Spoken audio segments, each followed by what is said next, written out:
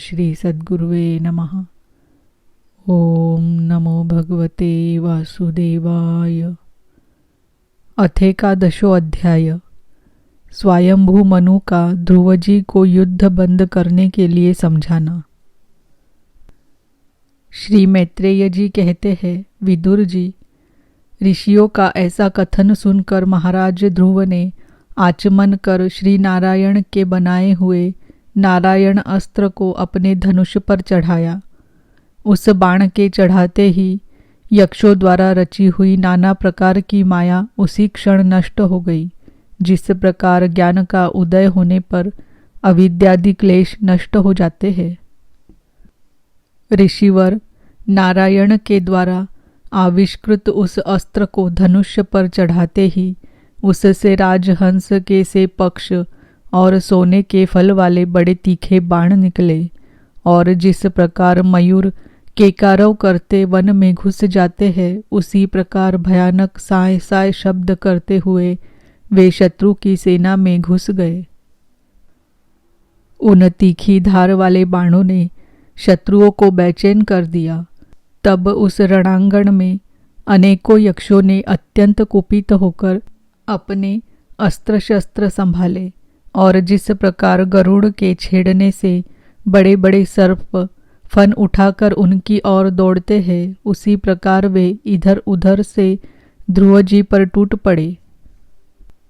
उन्हें सामने आते देख ध्रुव जी ने अपने बाणों द्वारा उनकी भुजाएं, जांघें, कंधे और उदर आदि अंग प्रत्यंगों को छिन्न भिन्न कर उन्हें उस सर्वश्रेष्ठ लोक सत्यलोक में भेज दिया, जिसमें ऊर्ध्वरेता मुनिगण सूर्यमंडल का भेदन करके जाते हैं।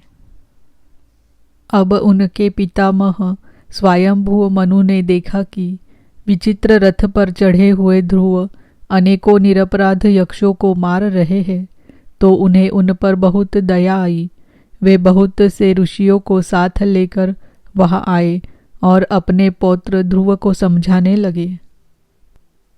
मनुजी ने कहा, बेटा बस बस, अधिक क्रोध करना ठीक नहीं। यह पापी नरक का द्वार है। इसी के वशीभूत होकर तुमने इन निरपराध यक्षों का वध किया है। तात, तुम जो निर्दोष यक्षों के संहार पर उतर रहे हो, यह हमारे कुल के योग्य कर्म नहीं है। साधु पुरुष इसकी बड़ी निंदा करते हैं। बेटा, तुम्हारा अपने भाई पर बड़ा अनुराग था, यह तो ठीक है, परंतु देखो, उसके वध से संतप्त होकर तुमने एक यक्ष के अपराध करने पर प्रसंगवश कितनों की हत्या कर डाली। इस जड़ शरीर को ही आत्मा मानकर इसके लिए पशुओं की भांति प्राणियों की हिंसा करना, यह भगवत सेवी साधुजनों का मार्ग नहीं है। प्रभु की आराधना करना बड़ा कठिन है, परंतु तुमने तो लड़कपन में ही संपूर्ण भूतों के आश्रय स्थान श्री हरि की सर्वभूतात्म भाव से आराधना करके उनका परम पद प्राप्त कर लिया है। तुम्हें तो प्रभु भी अपना प्रिय भक्त समझते हैं तथा भक्तजन भी तुम्हारा आदर करते हैं। तुम साधुजनों के पथ प्रदर्शक हो, फिर भी तुमने ऐसा निंदनीय कर्म कैसे किया?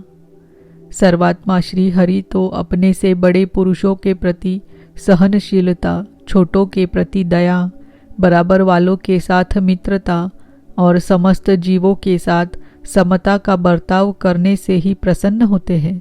और प्रभु के प्रसन्न हो जाने पर पुरुष प्राकृत गुण एवं उनके कार्य रूप लिंग शरीर से छूटकर परमानंद स्वरूप ब्रह्मपद प्राप्त कर लेता है।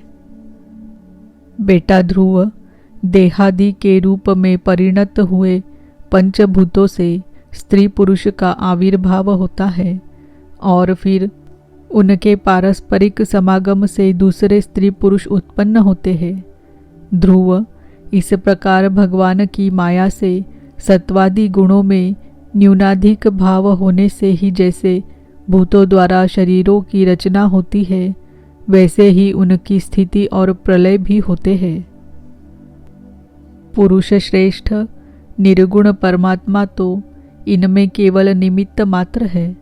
उसके आश्रय से यह कार्य कारणात्मक जगत उसी प्रकार भ्रमता रहता है जैसे चुंबक के आश्रय से लोहा। काल शक्ति के द्वारा क्रमशः सत्वादि गुणों में क्षोभ होने से लीलामय भगवान की शक्ति भी सृष्टि आदि के रूप में विभक्त हो जाती है। अतः भगवान अकर्ता होकर भी जगत की रचना करते हैं और संहार करने वाले न होकर भी इसका संहार करते हैं। सचमुच उन अनंत प्रभु की लीला सर्वथा अचिंतनीय है। ध्रुव, वे काल स्वरूप अव्यय परमात्मा ही स्वयं अंतर रहित होकर भी जगत का अंत करने वाले हैं तथा अनादि होकर भी सब के आदि करता है। वे ही एक जीव से दूसरे जीव को उत्पन्न कर संसार की सृष्टि करते हैं तथा मृत्यु के द्वारा मारने वाले को भी मरवा कर उसका संहार करते हैं। वे काल भगवान संपूर्ण सृष्टि में समान रूप से अनुप्रविष्ट है। उनका न तो कोई मित्र पक्ष है और न शत्रु पक्ष। जैसे वायु के चलने पर धूल उसके साथ साथ उड़ती है, उसी प्रकार समस्त जीव अपने अपने कर्मों के अधीन होकर काल की गति का अनुसरण करते हैं, अपने अपने कर्मानुसार सुख दुखादि फल भोगते हैं। सर्वसमर्थ श्री हरि कर्म बंधन में बंधे हुए जीव की आयु की वृद्धि और क्षय का विधान करते हैं, परंतु वे स्वयं इन दोनों से रहित और अपने स्वरूप में स्थित है। राजन, इन परमात्मा को ही मीमांसक लोग कर्म, चार्वाक स्वभाव, वैशेषिक मतावलंबी काल, ज्योतिषी देव और कामशास्त्री काम कहते हैं। वे किसी भी इंद्रिय या प्रमाण के विषय नहीं है। महदादि अनेक शक्तियाँ भी उन्हीं से प्रकट हुई है। वे क्या करना चाहते हैं इस बात को भी संसार में कोई नहीं जानता। फिर अपने मूल कारण उन प्रभु को तो जान ही कौन सकता है। बेटा, ये कुबेर के अनुचर तुम्हारे भाई को मारने वाले नहीं हैं, क्योंकि मनुष्य के जन्म मरण का वास्तविक कारण तो ईश्वर है। एकमात्र वही संसार को रचता, पालता और नष्ट करता है, किंतु अहंकार शून्य होने के कारण इसके गुण और कर्मों से वह सदा निर्लेप रहता है। वे संपूर्ण प्राणियों के अंतरात्मा, नियंता और रक्षा करने वाले प्रभु ही अपनी माया शक्ति से युक्त होकर समस्त जीवों का सृजन, पालन और संहार करते हैं। जिस प्रकार नाक में नकेल पड़े हुए बैल अपने मालिक का बोझा ढोते हैं, उसी प्रकार जगत की रचना करने वाले ब्रह्मादि भी नाम रूप डोरी से बंधे हुए उन्हीं की आज्ञा का पालन करते हैं। वे अभक्तों के लिए मृत्यु रूप और भक्तों के लिए अमृत रूप है तथा संसार के एकमात्र आश्रय है। तात, तुम सब प्रकार उन्हीं परमात्मा की शरण लो। तुम 5 वर्ष की ही अवस्था में अपनी सौतेली माता के वाग बाणों से मर्माहत होकर माँ की गोद छोड़कर वन को चले गए थे। वहाँ तपस्या द्वारा जिन ऋषिकेश भगवान की आराधना करके तुमने त्रिलोकी से ऊपर ध्रुव पद प्राप्त किया है और जो तुम्हारे वैर भावहीन सरल हृदय में वात्सल्यवश विशेष रूप से विराजमान हुए थे, उन निर्गुण अद्वितीय अविनाशी और नित्य मुक्त परमात्मा को अध्यात्म दृष्टि से अपने अंतकरण में ढूंढो। उनमें यह भेदभावमय प्रपंच न होने पर भी प्रतीत हो रहा है। ऐसा करने से सर्वशक्ति संपन्न परमानंद स्वरूप सर्वांतर्यामी भगवान अनंत में तुम्हारी सुदृढ़ भक्ति होगी और उसके प्रभाव से तुम मैं मेरेपन के रूप में दृढ़ हुई अविद्या की गांठ को काट डालोगे।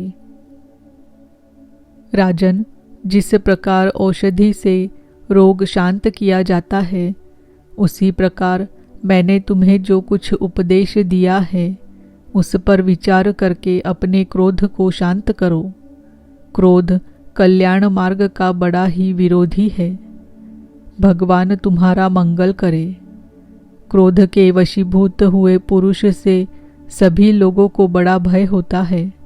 इसीलिए जो बुद्धिमान पुरुष ऐसा चाहता है कि मुझसे किसी भी प्राणी को भय न हो और मुझे भी किसी से भय न हो, उसे क्रोध के वश में कभी न होना चाहिए।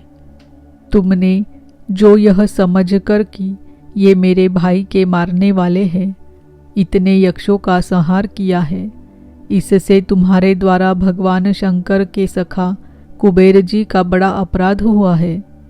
इसीलिए बेटा, जब तक कि महापुरुषों का तेज हमारे कुल को आक्रांत नहीं कर लेता, इसके पहले ही विनम्र भाषण और विनय के द्वारा शीघ्र उन्हें प्रसन्न कर लो। इस प्रकार स्वयंभू मनु ने अपने पौत्र ध्रुव को शिक्षा दी। तब ध्रुव जी ने उन्हें प्रणाम किया। इसके पश्चात वे महर्षियों के सहित अपने लोक को चले गए। इति श्रीमद्भागवते महापुराणे पारमहंस्यां संहितायां चतुर्थस्कन्धे एकादशोऽध्यायः। ओम नमो भगवते वासुदेवाय। ओम नमो भगवते वासुदेवाय। ओम नमो भगवते वासुदेवाय।